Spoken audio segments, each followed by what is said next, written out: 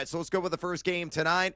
Alabama laying 10.5 against the nationally ranked. It's shocking. You better hold on to something because the devil is awfully chilly right now. Vanderbilt Commodores, a team that made some noise last year. I still, have fond memories of them ripping down the goalposts, carrying across campus and throwing in the nearest, deepest river, which they then fished out of the river, chopped it up, and sold pieces to alumni for a pretty penny. So bravo to you. Way to be business savvy there, Vanderbilt. A bunch of smarty pants there in Nash Vegas. But Alabama laying 10.5 against the Commodores is the matchup this week. Football Power Index has the Crimson Tide number 3 in the country. Vanderbilt at number 14. Offense efficiency according to PFF. Alabama 35. Vandy at 16.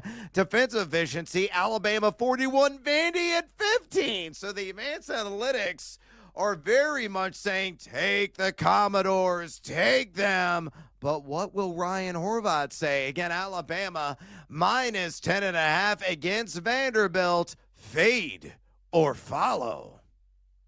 I'm going to follow Alabama here, man. I feel like everybody's going to like Vandy. Everybody's going to talk about, last year. And I really do like this Vandy team. And 10.5 is a big number. But out of the two national title bets, champion bets that I made, I'm ready to probably sky hook my Penn State one right into the trash, but I feel good about Bama. They don't look good week one, obviously, against Florida State on the road in Tallahassee. They kind of snuck up on them, but Ty Simpson, especially from a clean pocket right now, looks really good. I like Vandy. I know what went down last year, but, if you look at the all-time history, Alabama 63-19-4. They got a 32-5-2 record at home, and I do think that they win this game by at least 2 touchdowns. I really like this Ryan Grubb offense, man. They're out there throwing screen passes to Proctor. Like I said, Simpson looks really good. The pass rush has been solid. I like Diego Pavia. I really do. More on him later. I do have a little bit of a hedge here, but I really like this Bama team, the way that they're trending right now, and I think Kalen DeBoer is the real deal. Also, though, I played a prop bet that I want to throw out because it's not going to be this price after tomorrow. Jeremy Bernard, anytime touchdown, minus 120, wide receiver for Alabama. He's scored a touchdown 4 times on 20 receptions this season. He also scored on one of his 7 rushing attempts. He's their gadget guy. Love Jeremy Bernard, anytime touchdown, minus 120. That's my favorite bet. If I had to bet the game, it would be Bama or pass.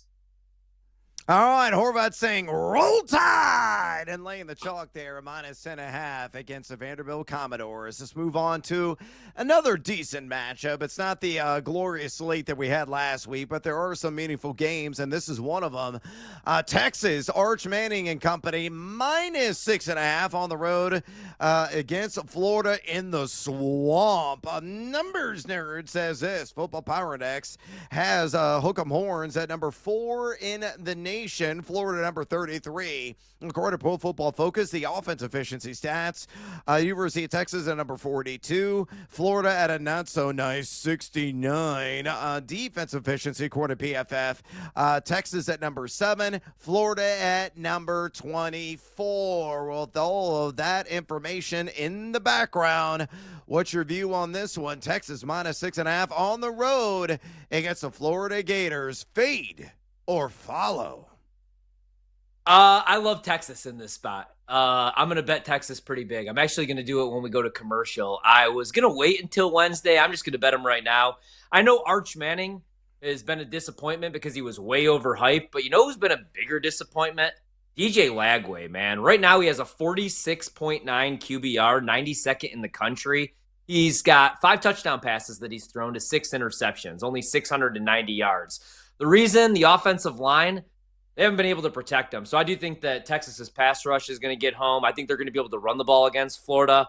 Arch, he's been at least protecting the football. 9 touchdowns, 3 picks. Granted, he's looked good against nobodies, and then he's flexing in the end zone for some reason. I do like Texas, though. I like Texas a lot. I think they win this game by a touchdown. So I will follow the Longhorns here.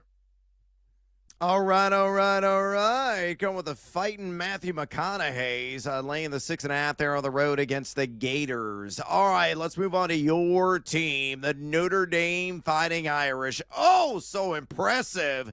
Cleaning the clocks, I got to say that slowly, of the competition in the first half last week. I had a ticket on the other squad, and that was a definitely a mistake. So I'm not going to double down and probably fade him, or should I? They're laying 20.5 this week against the Boise State Broncos, also known as Ashton-Genty University. The numbers nerd says this, Notre Dame, number 6, according to the ESPN Football Power Index. Boise at just number 51 in that category. Offense efficiency, Notre Dame, number 36, according to Pro Football Focus. Boise at number 30. Defense efficiency, Notre Dame, this is where they're lackluster, number 61. Boise at number 49. So bury the bias, my man. Your Notre Dame Fighting Irish minus 20.5 against Boise State. Fade or follow? Yeah, it was a good weekend last weekend, but I was on Arkansas, and that was one of the worst bets that I've made this season. Other than anytime I've bet Clemson, that was one of the worst bets that I've made this season, man. I mean, obviously they completely quit in that game. Their defense is a damn mess, and Notre Dame looked good.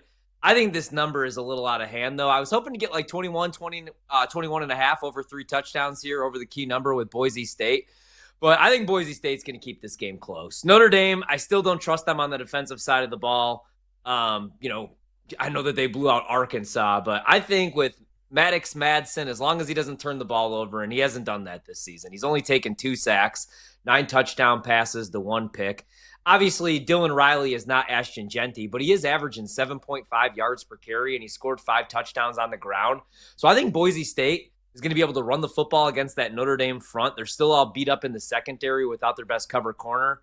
I like Boise State to keep this within 2 touchdowns. So at 20.5, I'll roll with them. All right, fading the Irish, taking the points there with the Broncos. Giddy up. Let's get one more game in here, and it's a monstrous spread. Penn State coming off that tough loss in the extra session there against Oregon. You look at Penn State, they're laying 25.5 against the bumbling Bruins of UCLA on the road in SoCal. Of course, UCLA fired Deshaun Foster. They're just going through the motions right now. The Football Power Index has Penn State at number 11 in the country, UCLA at number 90. Definitely the dregs of the keg right now in the Big Ten. Offense efficiency, Penn State number 45 in the country, UCLA at number 111. Oh, it gets worse for the Bruins. Defense efficiency, Penn State number 4, UCLA at number 123. They are so craptastic. So what are your thoughts in front of a capacity crowd of maybe, 7 in Los Angeles? Penn State minus 25.5 on the road against UCLA. Fade or follow? Yeah, bro, I'll never understand what the hell Nico Imaliava was thinking, man. Right? I mean, you're making money regardless. To leave Tennessee, the Heupel offense, to go play football where nobody cares. Right now they're on an interim head coach. That program, they just lost to Northwestern.